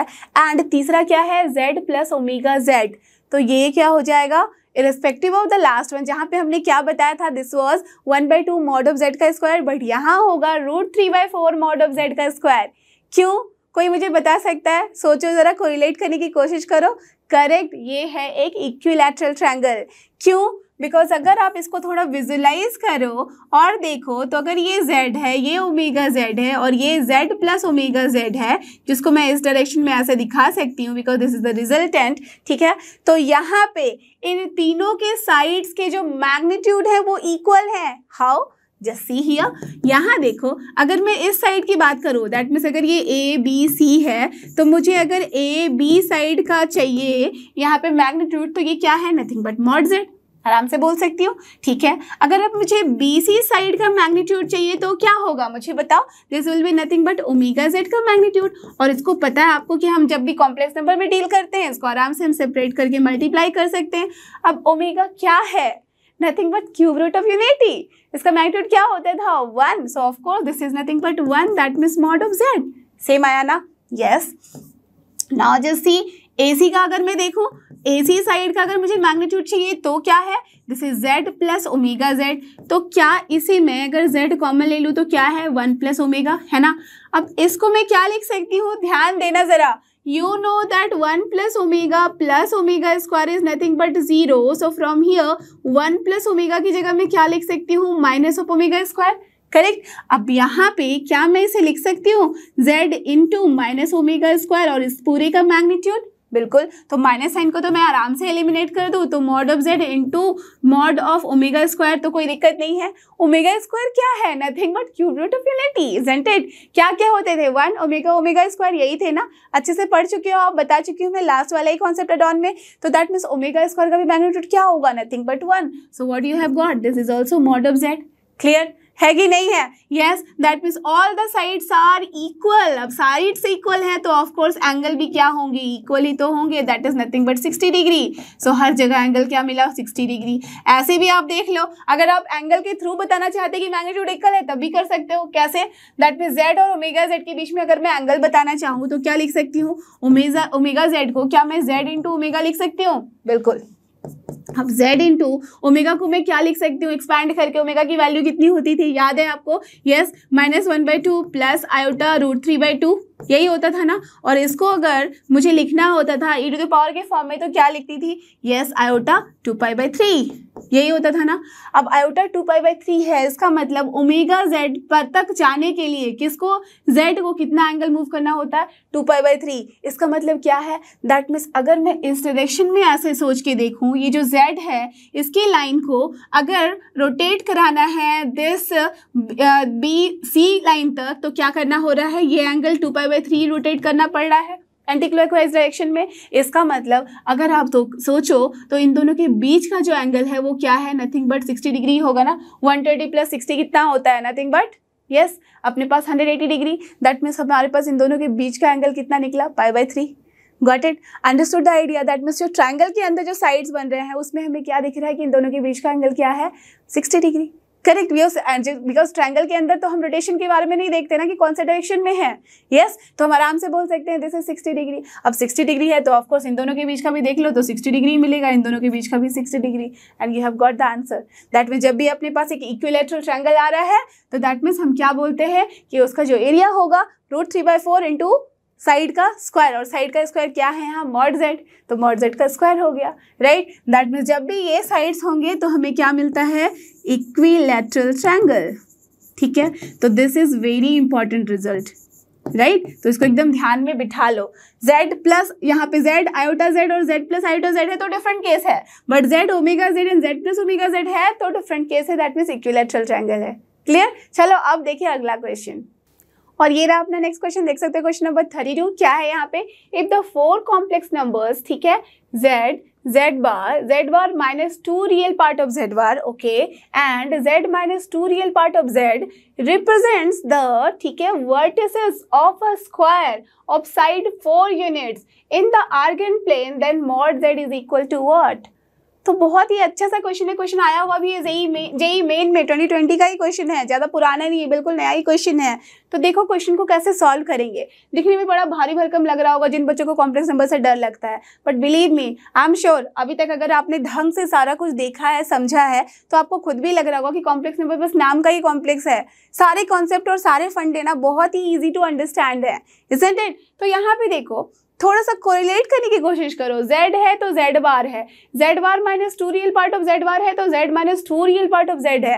दैट मीन्स कुछ ना कुछ कोरिलेशन तो है, ये इसका कॉम्प्लेक्स कॉन्जुगेट है। अगर ध्यान से देखो तो ये दोनों भी एक दूसरे के कॉम्प्लेक्स कॉन्जुगेट है, तो क्यों ना इसे प्लॉट कर लिया जाए on the Argand plane. Correct, तो उसके लिए सबसे पहले मुझे क्या करना पड़ेगा, लेट अस अज्यूम जब मुझे मॉड z की वैल्यू चाहिए, तो अगर चलो मैं मान लेती हूँ कि z की वैल्यू क्या है, x plus iota y। That means x और y अगर पता चल जाएगा तो काम हो जाएगा। ठीक है, साइड भी गिवन है 4 यूनिट। ठीक है, तो दो तरीके हैं इसको सॉल्व करने के। एक तो कि आप इक्वेशन में निकाल लो कि अगर साइड इक्वल है that means z bar minus z करो, उसका मॉडुलस निकालो, उसको स्क्वायर करके देख लो, दैट मीन्स डिस्टेंस निकालो, और फिर 4 यूनिट से आप कंपेयर करो और फिर ऐसे करके सॉल्व कर सकते हो। 2 इक्वेशन निकालो, 2 से फिर कंपेयर करके सॉल्व करो। ठीक है, तो वो थोड़ा कॉम्प्लिकेटेड होगा। मैं आपको बताने जा रही हूँ द इजीएस्ट मेथड, जिससे आप तुरंत से कर सकते हो इसे सॉल्व। देखो अगर z इतना निकाल लिया, इसका मतलब मैं z बार निकालना चाहूँ तो क्या हो जाएगा, x माइनस आयोटा y होगा ना, बिल्कुल। नाउ जो हमें चाहिए क्या है, वो z बार माइनस 2 रियल पार्ट। ठीक है, z bar minus 2 real part of z बार। इसको क्या निकाल सकती हूँ, सबसे पहले तो z बार लिख दो, x माइनस आयोटा y। अब माइनस क्या हो जाएगा, 2 real part of z bar. Real part of z बार क्या है, x, that means 2 time multiply करो तो 2x। अब ये कितना हो गया, माइनस 2x है, यहाँ x है, that means minus x minus iota y। Done. ठीक है, तो हमने तीनों की वैल्यू निकाल ली। अब जो हमारे पास चौथा वर्टिसेस है वो क्या है, वर्टेक्स है, वो है z minus 2 real part of z। Done, ये भी निकाल लो, तो this is x plus iota y minus क्या हो जाएगा, ये भी 2 times real part of z, that means 2x होगा। डन, दैट मीन्स ये क्या हो गया, minus x plus iota y। अब इसको अगर मैं प्लेन में, आर्गेंट प्लेन में प्लॉट करना चाहूँ तो this is very easy to plot. सारे जो वर्टेक्स है वो क्या दिख रहे हैं, x plus iota y, that means this is in the first quadrant. Done, तो ये हो गया x plus iota y, that means z। ठीक है, दूसरा जो है z बार x माइनस आयोटा y कौन से क्वाड्रेंट में, करेक्ट, इसका कॉन्जुगेट है 4th क्वाड्रेंट में, that means this is your z बार। ठीक है, डन। उसके बाद जो हमारे पास वर्टेक्स मिल रहा है minus x minus iota y, that means वो 3rd क्वाड्रेंट में, इजंट इट, और सेम डिस्टेंस पे, तो दिस इज योर जो है z bar minus 2 times real of z बार। ठीक है, डन। और फिर जो हमें यहाँ पे पॉइंट मिल रहा है ये वाला minus x plus iota y, वो क्या है, z है minus 2 times real of z है। करेक्ट। अब इन सब को अगर मैं ज्वाइन कर दूँ तो कोई दिक्कत नहीं है, राइट। तो ये स्क्वायर है, तो आप समझ लो कि मैं एकदम स्क्वायर बनाई हुई हूँ, चाहे लगे या ना लगे, you have to consider it. ठीक है, इतना तो काम करना पड़ेगा। तो ये मैं एक काम करती हूँ, मेरा ना इसी को चेंज कर देती हूँ, स्क्वायर तो सही बना था, उसके एक्सिस को ही थोड़ा चेंज कर देती हूँ सो दैट ये स्क्वायर टाइप का दिखे, राइट। ऐसा है, करेक्ट। दैट मीन्स ये डिस्टेंस जो है वो x है, ये डिस्टेंस जो है वो y है, तभी हमारे पास ये क्या मिल रहा है, x प्लस आयोटा y, है ना। इसी फॉर्म में मिल रहा है हमें ये हर जगह। दैट मीन्स अब सोचो तो that means this distance is nothing but your y, correct, वही होगा ना। ये डिस्टेंस हो गया अपने पास y और ये डिस्टेंस हो गया है अपने पास x, करेक्ट। अगर सिर्फ डिस्टेंस की मैं बात करूँ, डन। हमें चाहिए यहाँ से OZ, अगर ये ऑरिजिन है दैट मीन्स हमें OZ चाहिए, तभी Z का हमें मैग्नीट्यूड मिलेगा, correct. That means square root of x square plus y square चाहिए। अब हमारे पास गिवन क्या है, जो साइड है वो 4 यूनिट के हैं, दैट मीन्स ये जो डिस्टेंस है वो है 4 यूनिट, ये भी जो डिस्टेंस है वो है अपने पास 4 यूनिट। इसका मतलब जो ये ऑरिजिन से कट करती हुई एक्सिस है ये इसको दो दो भागों में बांट रही है, नहीं बिल्कुल बांट रही है। दैट मीन्स अगर मैं बोलूँ ये पूरा 4 है, इसका मतलब ये 2 है और ये भी 2 है, इसका मतलब x इक्वल्स टू यहाँ 2 है, करेक्ट। और अगर ये पूरा 4 है इसका मतलब ये भी 2 है, ये भी 2 है, इसका मतलब y की वैल्यू भी 2 है, करेक्ट। और x y की वैल्यू अगर निकल गई है तो देयरफॉर मॉड ऑफ z की वैल्यू क्या हो जाएगी, square root of x square plus nothing but y square, इसका मतलब square root of 4 plus 4 that is 8। तो हम क्या लिख सकते हैं, 2 रूट 2 नॉट 8। चलो इसको कट करके लिख दूँ, this is 2 root 2, so this will be the answer. देख लो कौन सा ऑप्शन है, so here option B is your correct answer. Clear, done था ना। बहुत ही अच्छा सा क्वेश्चन, बहुत आसान भी था और देखो जेईई मेन में 2020 में आया हुआ है, राइट। तो चलो अब इसके आगे देखें। सो आई एम श्योर आपको जितने भी कॉन्सेप्ट बताए हैं और जितने भी उससे रिलेटेड क्वेश्चंस कराए हैं आपको अच्छे से समझ में आए हैं, अब और कोई कंफ्यूजन भी नहीं है, राइट। तो you already know this is लर्नो Hub, free है पर बेस्ट है। थैंक यू, हमारे साथ बने रहो फॉर द नेक्स्ट वीडियो।